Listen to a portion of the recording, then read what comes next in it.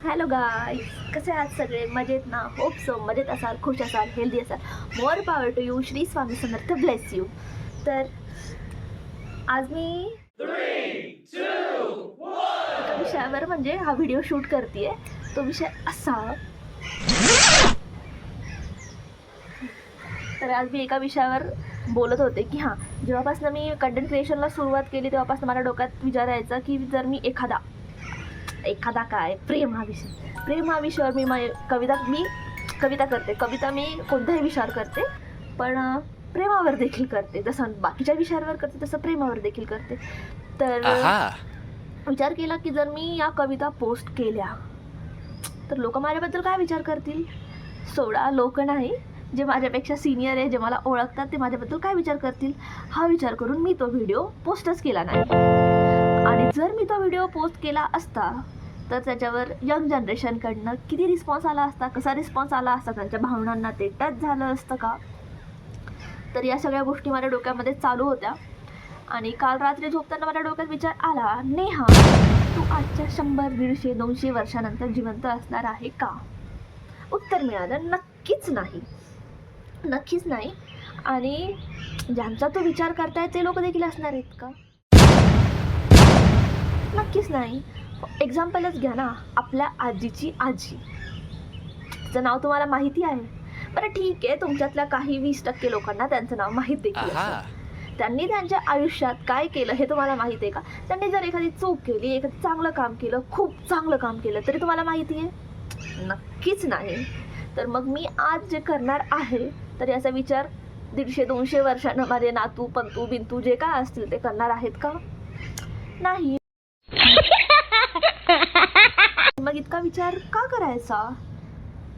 तर मला असं वाटतं, प्रत्येकाला जे आवडतं ना, ज्यात तुम्हाला खरंच खुशी मिळते, खरंच आनंद मिळतो की हां, ते गोष्ट करून तुम्हाला आनंद मिळणार आहे, तर ती गोष्ट तुम्ही करायला पाहिजे. कदाचित 10 वर्षांनी त्याचा रिस्पॉन्स खूप छान मिळेल, कदाचित मिळणार देखील नाही, पण तुम्हाला आनंद मिळाला ना, तुम्हाला ती गोष्ट करून आनंद मिळाला तर तुम्ही ती गोष्ट नक्कीच केली पाहिजे. तुम्हाला याच्याबद्दल काय वाटतं ते मला नक्की कमेंटमध्ये सांगा हां. आणि परत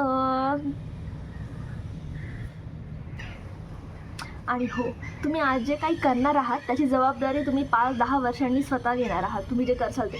पण जर का तीच एखादी दुसरी गोष्ट तुम्ही जर दुसऱ्यांची ऐकून केली आणि तुम्हाला समोर जाऊन असं वाटलं की मी हे नव्हतं करायला पाहिजे किंवा जे काय असेल ते, तर त्याचा ब्लेम तुम्हाला त्या व्यक्तीवर देखील टाकता येणार नाही, कारण की तुम्ही तो निर्णय स्वतः घेतला होता. त्यामुळं आज देखील तुम्ही तुमचे निर्णय स्वतः घ्या. स्वतः तुम्हाला काय आवडतं ते करा. आणि कोणाचा विचार करताय? त्या काही लोकांचा. बरं ठीक आहे, आपण एक हे करू की जर एखादा व्यक्ती एखाद्या गोष्टीमागं तुमची गॉसिप देखील करेल. सपोज जर त्यानं गॉसिप केली, तो किती वेळ करणार? 5 मिनटं, 10 मिनटं, 15 मिनटं, अर्धा तास. त्याच्यानंतर त्याला देखील त्याचे कामं असणार आहेत ना, तो व्यक्ती देखील त्याच्या कामाला लागेल. कोणी आज असं नाही आहे की हां चाललंय म्हणून चाललंय. दिवसाचे प्रत्येकाचे काही ना काही कामं ठरलेले असतात. तो व्यक्ती त्याच्या कामात लागून जाईल, तुमचा विचारही करणार नाही. आणि जर एखादा व्यक्ती दिवसभर असं तर होणार नाही, जर तुमच्याबद्दल गॉसिप करत असेल तर त्याला किती महत्त्व द्यायचं याचा विचार तुम्हीच करता. आणि अशा लोकांसाठी तुम्ही तुमचे छंद, तुम्ही तुमच्या आवडीनिवडी नक्की सोडू नका, कारण की 100, 200, 150 वर्षानंतर आपल्यातलं कुणीच इथे नसणार आहे. असलं तर देवाची कृपा. आणि या गोष्टीसाठी तुम्ही किती छान की सोडतात ना, तुम्ही तुमच्या इच्छा दाबून नका ठेवू. तुम्हाला ज्यातून आनंद मिळतोय ते करा असं मला वाटतं. आणि यावर तुम्हाला काय वाटतं हे तुम्ही मला नक्की कॉमेंटमध्ये सांगा. व्हिडिओ आवडला असतात लाईक, शेअर, सबस्क्राईब नक्की करा. थँक्यू. भेटूया पुन्हा अशाच एका नवीन व्हिडिओसोबत.